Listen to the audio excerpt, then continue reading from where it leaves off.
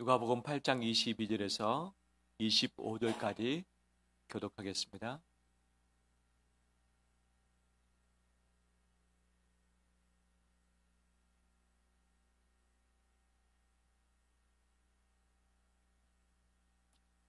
하루는 제자들과 함께 배에 오르사 그들에게 이르시되 호수 저편으로 건너가자 하시매 이에 떠나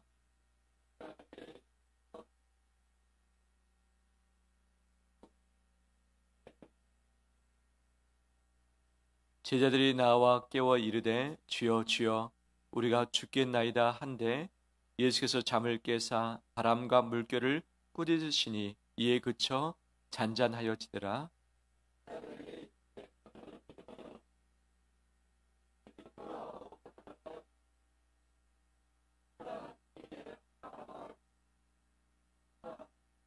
아멘. 주의 이름으로 축복합니다. 가까이 있는 인사 나눌까요?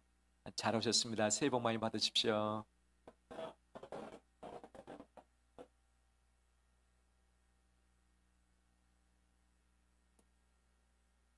새해 첫째 주일을 맞이해서 우리가 신년 감사 주일로 드리고 또 성찬식을 거행하게 됩니다. 첫째 주일을 하나님께 예배를 드렸듯이 마지막 주일 될 때까지 주일 성수하시고 예배를 통해서 주시는 하나님의 은혜와 은총이 우리 성도들의 가정 가운데 앞길 가운데 계속해서 넘쳐나길 간절히 소망합니다. 올해 어떤 일들이 내 앞에 펼쳐질 것 같습니까? 좋은 일이 많이 일어날 것 같습니까? 아니면 원치 않은 일들이 내 앞에 발생하게 될까요? 좋은 일이 또 행복한 일이 감사할 일들이 우리 앞길에 수놓아서 우리를 대기했으면 참 좋겠습니다. 하나님의 위로하심이 그 선한 길로 반드시 우리를 인도해 가실 것입니다. 하지만 때로는 내가 원치 않은 길을 걸어갈 때가 있고 내가 감당하기 싫은 그런 일들이 내 앞에 발생할 수 있는 것 아니겠습니까? 갑작스러운 어떤 사건이 일어나서 내 마음이 혼비백산될 때도 분명 있을 수 있는 것 아니겠습니까? 그럼에도 불구하고 시간의 주인이사 이 세상의 창조주신 하나님께서 나를 다스려주사 이 모든 것들을 넉넉히 감당케 해주실 줄 믿습니다. 얼마 전에 일본에서 하네다 항공, 하네다 공항에서 충돌 사고가 있었죠. 해안보안청 비행기 탑승 인원 6명 중에 5명이 세상을 떠나고 말았죠. 대신 일본 항공기에 타고 있던 379명은 분명 비행기가 충돌로 인해서 불이 탔고 전소했지만 한 명도 죽지 않고 다 살아나는 일이 있었던 것이죠. 이걸 보면서 참 재난에 강한 나라가 일본이고 그 국민들이구나라고 생각도 하게 되었습니다. 거기서 탈출한 분 중에 한 분이 이렇게 이야기를 합니다. 비행기 안에 연기가 자욱했을 때 죽을 수도 있겠구나라는 생각을 했다는 거죠. 하지만 승무원의 안내에 따라서 차근차근 다 탈출을 했었고 탈출 이후에 직후 얼마 되지 않아서 비행기는 전소되고 말았죠. 조금이라도 늦었더라면 또는 탈출 후에 불이 붙었더라면 탈출하지 못했을 터인데 참 다행이지 않는가라는 생각도 하게 됩니다. 미국 알래스카 항공기 보잉 737 맥스가 또 사고가 있었죠. 미국에서 미국으로 이동하는 중에 갑자기 이 항공기 뒤편에 있는 문짝이 떨어져 나가버린 거예요. 갑자기. 그러면 어떻게 됩니까? 항공기 내부하고 외부하고 기압차가 심한 거죠. 기압차에 따라서 항공기 내부에 있는 사람이나 물건이 밖으로 튕겨져 나갈 수 있고 그 다음에 저 상공 4,800m 상공에 있었기 때문에 산소가 부족해서 숨쉬기 힘든 지경에 있을 수도 있는 것 아니었겠습니까? 갑자기 문이 떨어져 나가니까 온 비행기에 있는 사람들이 혼비백산해 버렸던 것이죠. 총 177명이 탔는데 그래도 비상 착륙을 해서 한 명도 다치지 아니했습니다. 역시 그 안에 있었던 한 사람이 인터뷰하기를 죽겠구나, 죽을 수 있겠구나 라고 생각을 했다는 거죠. 그들이 비행기가 충돌 사고가 날 것을, 또는 문짝이 떨어져 나갈 것을 미리 예측을 했을까요? 예측하지 못했을 것입니다. 갑작스러운 일을 당할 때에 이제 내 인생은 여기가 끝이구나 라는 그 생각을 마음속에 가진 것이 우리의 사람의 모습, 우리 인간의 한계가 아닌가 생각이 되어집니다. 죽을 고비를 넘겼을 때가 있어요, 없어요? 살아오시면서 죽을 고비를 넘기지 않았던 분은 아무도 없을 것입니다. 2024년도에도 이런 일이 있지 않았으면 참 좋겠지만 없으란 법 없는 것 아니겠습니까? 이런 갑작스러운 일을 당했을 때에, 내가 감당할 수 없는 일들이 펼쳐졌을 때에 어떻게 이것을 해결할 수 있겠는가를 오늘 읽었던 본문을 통해서 꼭 말씀을 함께 붙들길 소망합니다. 주님은 이 바다 건너편에서 가르치시고 병자를 다 거치셨습니다. 그리고 말씀하시기를 저 건너편으로 가자 말씀하시죠. 건너편으로 가자. 그래서 배를 타고 이동을 합니다. 제자들이 함께 했습니다. 제자들의 절반 이상은 어부 출신이었습니다. 특히 갈릴리 호수 출신의 어부들이었던 것이죠. 그 어떤 누구보다도 갈릴리 호수를 잘 알았습니다. 그 다음에 배를 잘 운항할 수 있었습니다. 그 다음에 바람이 많이 불 때, 풍랑일 때 어떻게 대처해야 되는가를 이미 몸소 다 경험을 했던 것이죠. 갈릴리 호수와 이곳에 불어대는 이 급한 바람에 대해서는 누구보다도 최고의 전문가가 예수님의 제자들이었던 것이죠. 갑작스럽게 바람이 불기 시작하더니 이 배에 물이 들어와서 가득 차게 되었고 배가 침몰 직전에 갔었습니다. 아마 바람이 불기 시작했을 때 이 어부였던 이 제자들이 먼저 앞장서서 대처를 했을 것입니다. 이렇게 저렇게 했는데 바람이 그치지 않고 계속 물이 배에 들어오자 이들이 겁을 먹기 시작한 것이죠. 혼비백산된 것이죠. 위태하게 된 것이죠. 그래서 그들이 주무시고 계셨던 예수님을 찾아와서 예수님을 흔들어 깨웠습니다. 주여, 주여, 우리가 죽겠나이다. 우리가 죽겠나이다. 라고 하면서 주님을 깨웠던 것이, 주님께서 일어나시사 명령하셨던 것이죠. 이 바람과 물결에게 명령하시사 잔잔하라, 잔잔하라 하셨더니 그 바람과 물결이 예수 그리스도의 명령을 듣고서 순종함으로 그 바다가 잔잔케 되었습니다. 그리고 나서 제자들을 향해서 질문하셨던 것이죠. 너의 믿음이 어디 있느냐? 너의 믿음이 어디 있느냐?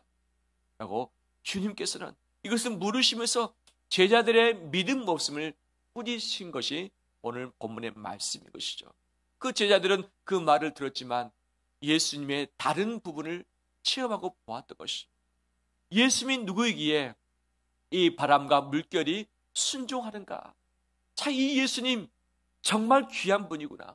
정말 우리가 생각하는 것보다도 훨씬 더 크신 분이구나 라고 그때서야 예수 그리스도를 알게 된 것이죠.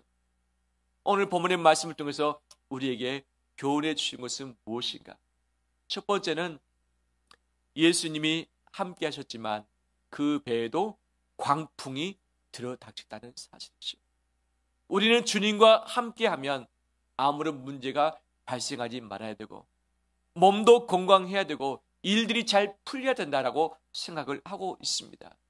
왜 우리 기독교의 우리 선배님들은 예수 믿으면 잘 된다, 예수 믿으면 복 받는다, 예수 믿으면 천국 간다라는 말을 많이 했기 때문에 예수 믿고 잘 되는 것을 늘 간증하는 것을 들었습니다.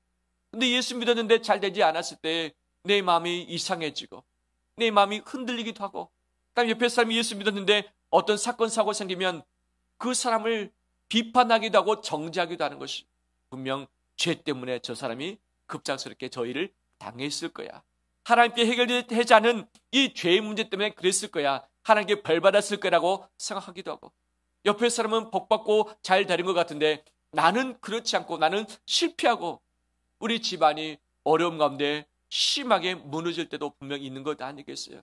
그러면서 나는 하나님께 복을 얻지 못했는가? 하나님 나를 사랑하지 아니하는가라는 의문 가운데 있게 될 수 있는 것이죠. 예수님과 함께 있었던 제자들이었지만 그들 가운데도 또 예수님께도 광풍이 불어닥쳤다는 사실입니다. 이 세상은 불안전한 세상입니다. 이 세상은 죄가 있는 세상입니다. 아무리 애를 쓰고 최선을 다한다 할지라도 우리 가운데 위험과 위기는 반드시 닥칠 수 있고, 그 다음에 우리 건강이 나빠질 수 있고, 우리가 감기 독감될 수도 있고, 또는 여러 가지 바이러스에 감염이 될 수도 있는 것 아니겠습니까?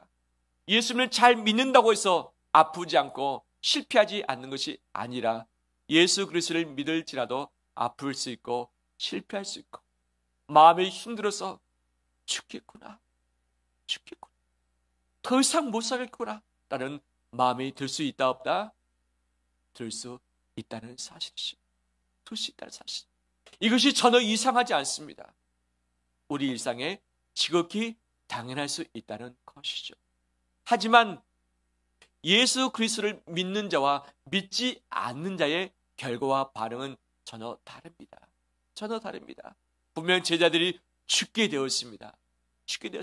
하지만 예수님이 깨어나시사 바람과 물결을 명령하시고 그들을 잔잔케 하셨고, 이 배가 틀림없이 목적지에 도달할 수 있도록 주님은 이끌어 주셨습니다. 우리에게 그런 시험과 환난이 닥쳐올 수 있고, 사건 사고 때문에 내 마음이 무너지고 인생이 심하게 흔들릴 수 있지만, 함께 계시는 예수 그리스도께서 내 인생을 마지막까지 책임져 주실 것이고, 주님이 원하시는 그 목적지에 우리를 이끌어 가실 줄 믿습니다. 그러면 왜 하나님은 광풍을 허락하셨을까? 편안하게 예수님의 복음 사역을 할 수 있도록, 제자들이 함께 마음을 모아서 그것을 감당할 수 있도록 좀 그렇게 여건을 조성하셨으면 참 좋았을 텐데, 왜 하나님은 마침 광풍을 허락하셨는가? 광풍 앞에 마침이라는 단어가 있습니다. 때마침이라는 단어죠. 이것은 별도의 목적이 있는 단어. 목적이 있는 상황에서, 이유가 있는 상황에서 광풍이 불어 닥쳤다고 하는 거죠. 왜 하나님은 예수님에게, 제자들에게 광풍을 허락하시사 혼비백산케 하시고 죽을 고비를 넘기게 하셨을까? 좀 더 편안하게 저 건너편에 갔으면 그 힘 비축해가지고 힘있게 주의 사명을 감당할 수 있었을 텐데, 왜 가는 길에 모든 진액이 다 빠진 상황에서 이것을 겪게 하셨을까? 그 이유가 반드시 있다고 하는 사실이죠. 하나님은 온 세상의 주인 되시며 온 세상을 지금도 통치하고 계신 줄 믿습니다. 우리에게는 우연일 수 있지만 하나님에게는 모든 것이 필연이고, 하나님의 허락이 없이는 우리 일상에 그 어떤 일도 일어나지 않게 된 줄 믿습니다. 참새가 팔리는 것, 들의 백화가 하나님의 돌보심을 받는 이것도 다 하나님이 허락하셔야만 된다고 하듯이, 하나님 우리 일생을 통치하고 계시고 이 모든 것을 허용하시면서 허용하신 이 모든 것들을 하나님의 목적에 따라서 친히 이끌어 가실 줄 믿습니다. 그러면 그 광풍을 허락하신 이유가 무엇일까? 첫 번째는 그 광풍을 통해서 제자들은 자기의 한계를 알게 되었습니다. 이스라엘 전역에 있어서 갈릴리에 대해서, 그한 배에 대해서, 항해에 대해서, 바람에 대해서 최고의 전문가가 누구입니까? 예수님보다도 이 제자들이었습니다. 그 갈릴리에서 뼈가 굵어졌던 그들, 그 갈릴리의 바다의 사정을 누구보다도 잘 알았던 그들, 문제를 잘 대처할 수 있는 그들이었지만 그들의 입에서 죽겠나이다라고 이야기를 하는 것은 뭐냐? 그들의 한계 상황을 겪었던 것이, 그들이 가지고 있던 노하우와 그들의 경험, 그들의 능력 가지고 해봤지만 안 되니까 주님 우리가 죽겠나이다라고 한 것 아니겠습니까? 하나님은 우리에게 내가 감당할 수 있는 광풍을 허락하실 수 있습니다. 그 첫 번째 이유가 무엇인가? 내가 어떤 자인가를 알게 하신 것이죠. 내가 아무것도 아닌 자임을, 내가 교만하지 않게 하기 위해서, 우리 주님 외에는 내가 살 수 없는 그런 존재임을 알도록 하기 위해서 내 인생에도 광풍을 허락하신 줄 믿습니다. 이 광풍이 내게 닥칠 때에 내가 얼마나 미약한 존재인가, 아무것도 아닌 존재인가, 하나님 앞에 내 인생 앞에 겸손할 수밖에 없다는 것을 기억하면서 나가는 우리 되기를 주의 이름으로 축원합니다. 두 번째, 왜 광풍을 허락하셨을까? 이 광풍의 사건이 없었다면 예수님이 이 바다와 그 다음에 이 바람을 통치하시고 다스리는 것을 그들이 경험을 하지 못했을 것입니다. 바로 광풍이 있었지만 이것을 통해서 예수 그리스도께서 함께 계시고 함께 계시는 예수님이 그 모든 것을 잔잔케 하실 수 있다는 것을 그들은 경험을 할 수 있게 된 것이죠. 이 사람이 누군지를 알려면 어떻게 해야 됩니까? 그 사람을 겪어봐야죠. 이 사람과 결혼할 것인지 말 것인지 어떻게 판단할 수 있겠는가? 겉모습 보고는 알지 못합니다.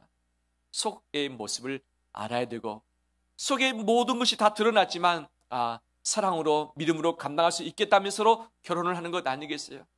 내가 이 새 회사를 다닐 것인가 말 것인가, 내가 그 직원을 채용할 것인가 말 것인가, 어떻게 이것을 알 수 있습니까? 겪어봐야지 알 수 있는 것 아니겠습니까? 사람을 알 때는 한 해, 두 해가 아니라 봄, 여름, 가을, 겨울을 지나봐야지 그 사람의 됨됨이를 알 수 있는 것 아니겠어요? 봄과 여름에 참 좋았을 때가 있고 잘 자랄 때가 있고 가을에 열매를 맺을 때가 있습니다. 하지만 겨울도 있는 것이죠. 모든 것이 다 앙상하게 떨어져 버리고 결실된 과일도 사라져 버리고 곧 죽을 것 같은 그런 시기의 고난이 있을 때가 있는 것이죠. 근데 사람은 언제 진실이 드러나는가, 언제 실체가 드러나는가? 그 사람이 극한 상황에 있을 때에, 한계 상황에 들어갈 때에, 마음이 힘들고 지치고 시험들 때에 그 사람의 본연의 모습, 감춰졌던 자기도 모르는 모습들이 드러나기 시작한 것 아니겠어요? 그 전에는 내가 누구인지를 나도 잘 알지 못하고 그가 누구인지를 알지 못하지만 극한 상황에서 인생의 광풍에 도착했을 때에 이것들이 수면 위로 올라오는 것이죠. 이걸 보면서 나도 아무것도 아니구나. 당신도 아무것도 아니군요. 당신도 하나의 인간일 뿐이고 미약한 존재일 뿐이군요. 그렇기 때문에 내가 당신을 좀 함부로 할 수 있겠습니다가 아니라, 그렇기 때문에 내가 당신을 섬길 수 있겠습니다. 내가 당신을 도울 수 있겠습니다. 그럼에도 불구하고 그 사람의 인품이 드러나고 그 사람의 신앙이 드러나면 이것이 진짜 신앙 아니겠습니까? 남자는 군대를 갔다 와봐야지 인간이 된다라고 이야기를 하고 있는데 맞습니까? 동의를 안 하시군요. 일부 맞는 것도 있지만 맞지 않는 것도 있죠. 그러면 군대를 다녀오지 않은 사람은 인간이 안 됩니까? 그건 아니죠. 즉 극한 상황에 들어가서 훈련을 받아봐야지 자기 자신을 알게 되어지고, 그러면서 연단 훈련을 통해서 성숙에 이를 수 있게 된다는 것 의미가 아니겠습니까? 바로 주님을 겪어보지 않고서는 그 주님이 어떤 분인지 알지 못하는 거죠. 그런데 언제 겪게 되는가? 광풍이 불었을 때 그 주님이 나에게 어떻게 역사하시는지 우리는 경험할 수 있는 기회가 있는 줄 믿습니다. 좋은 무기를 만들었는데 언제 이 무기를 사용할 수 있습니까? 무기를 시험해 봐야지만 무기가 좋은지 안 좋은지 알 수 있는 것 아니겠어요? 지금 아시안컵 지금 하기 위해서 했고 어제 이겼습니까? 졌습니까? 관심이 없으시군요. 이라크와 싸워서 1대0으로 이겼습니다. 근데 쉽지 않은 축구 경기였다고 이야기를 하고 있는 것이죠. 우리 선수가 실력이 얼마나 좋은가 안 좋은가는 무엇에 보면 압니까? 시합해 보면 압니다. 시합하기 전에는 그 기량이 얼마나 뛰어난지, 얼마나 잘 감당하는지 잘 알지 못하는 것이죠. 우리 인생에 있어서 언제 예수 그리스도를 경험하며 언제 우리가 성숙해질 수 있겠는가? 바로 하나님이 허락하신 그 시험과 고난 가운데 있을 때에 그러할 줄 믿습니다.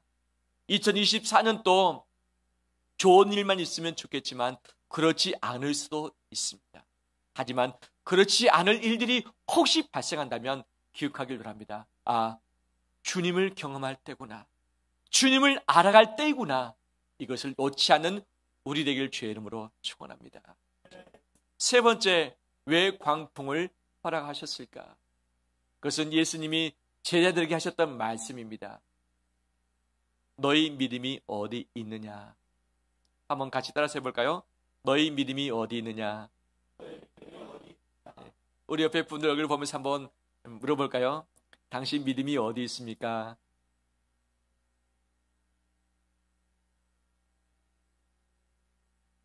광풍을 통해서 믿음의 온도, 믿음의 점수를 파악할 수 있게 되는 것이죠. 자기의 역량은 위기를 닥쳤을 때에 발휘되는 것 아니겠습니까? 교회의 역량은 교회가 위기를 닥쳤을 때에 발휘된 줄 믿습니다. 우리 신앙의 연주와 성숙은 어려움에 닥쳐봤을 때에 얼마나 그 신앙이 깊은지, 그 신앙이 얼마나 견고한지를 알 수 있게 되어집니다. 평탄할 때 아무런 문제 없을 때는 그 사람의 됨됨이, 신앙의 연조, 신앙의 힘이 얼마나 큰지 알 길이 없습니다. 주님은 이 광풍 사건을 통해서 제자들의 믿음이 부족한 것을 분명히 지적을 하실 것이죠. 왜 그랬을까? 그러면 그 전에 예수님을 믿지 않았을까? 믿었기 때문에 예수님의 부르심에 순종해서 제자된 것 아니겠습니까? 예수님의 기적을 보면서 예수님이 이런 분이라는 것을 알고서 믿었던 것 아니었겠습니까? 그런데 왜 예수님은 제자들에게 너희 믿음이 어디 있느냐? 왜 믿음이 없느냐가 아니라 왜 믿음이 부족하냐라고 말씀하신 것이죠. 미처 경험하지 못한 영역, 사람의 병은 고치고 귀신을 내쫓았는데 이 자연 만물도 예수님 말씀에 순종하는가는 알지 못했습니다. 그런데 광풍 역사를 통해서 자연 만물도, 바람도 예수님 말씀에 순종하구나, 그때서 처음 알았던 것이죠. 알지 못했던 예수님을 알므로 말미암아서 그 믿음의 영역이 확장되는 것을 주님께서 바라셨던 것이죠. 그것을 경험하기 전에는 그 영역을 믿지 못했고, 믿지 못하기 때문에 먼저 주님을 찾지 못하고 자기 자신의 힘으로 이 모든 것을 감당해버리고 애를 썼던 것 아니었겠습니까? 우리 역시 여행할 때, 출타할 때, 강아지를 맡길 때에 누구한테 맡길 수 있겠는가? 강아지를 좋아하고 믿을 만한 사람한테 강아지 맡기는 것 아니겠어요? 우리 자녀를 갑자기 맡기게 된다면 누구한테 맡길 수 있습니까? 아무도 모르는 사람한테 맡기는 것이 아니라 내 자녀를 알고 사랑해 줄 줄 아는 자에게 맡길 수 있는 것 아니겠습니까? 믿지 못하면 맡기지 못합니다. 오직 믿어야만 맡길 수 있는 것이 우리의 삶 아니겠습니까?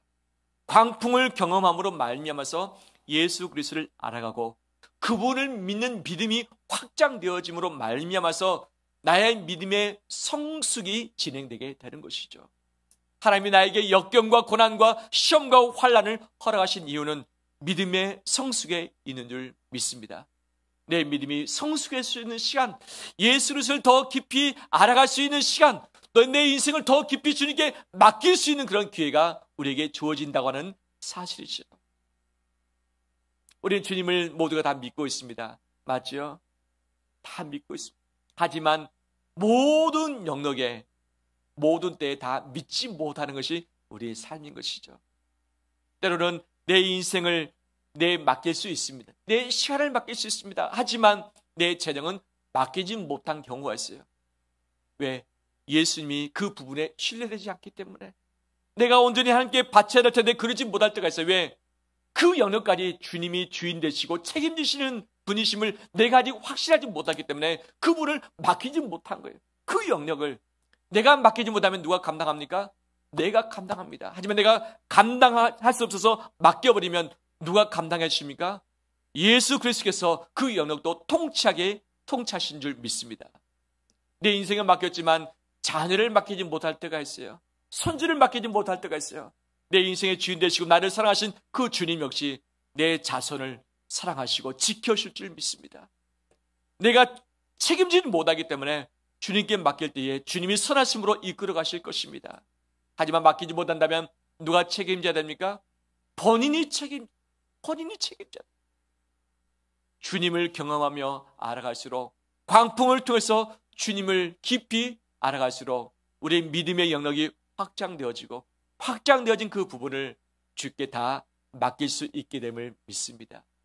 주님의 일처럼 우리의 광풍을 통해서 믿음을 단련시키시고 믿음을 확장시키시고 이 세상을 힘있게 전진할 수 있도록 하게 하실 줄 믿습니다. 말씀을 마무리합니다.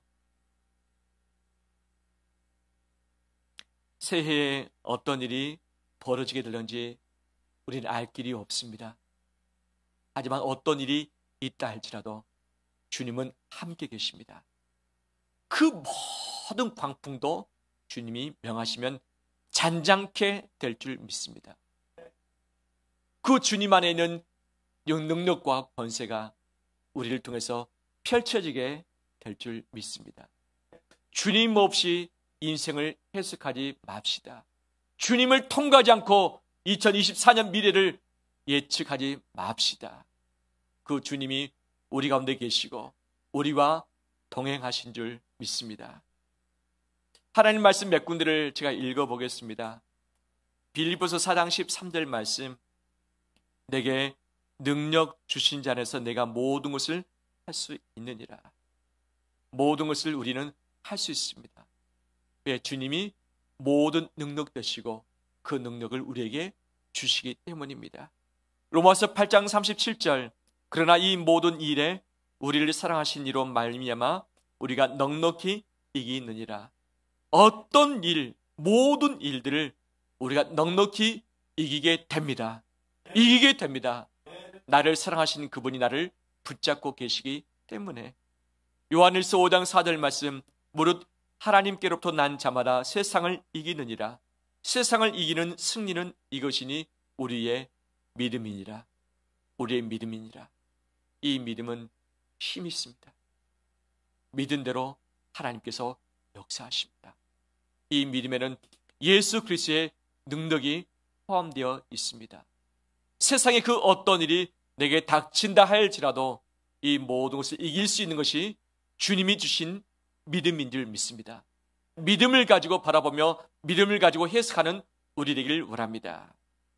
마지막 말씀, 고린도전서 10장 13절 말씀, 사람이 감당할 시험 밖에는 너희가 당한 것이 없나니 오직 하나님은 미쁘사 너희가 감당하지 못할 시험당함을 허락하지 아니하시고 시험당할 즈음에 또한 피할 길을 내사 너희로 능히 감당하게 하시느니라. 아멘. 감당하지 못할 시험을 허락지 아니하셨다. 시험당할 즈음에 피할 길도 예비하셨다라고 말씀하고 있습니다. 이 말씀이 그대로 되리라고 믿을 때에 믿음대로 하나님께서 역사하실 것입니다. 하지만 믿지 못할 때는 믿지 못하는 그 영역은 내가 책임져야 되고 내 고난과 환난으로 남고 치명적인 어려움 가운데 내가 들어갈 수밖에 없는 것이죠.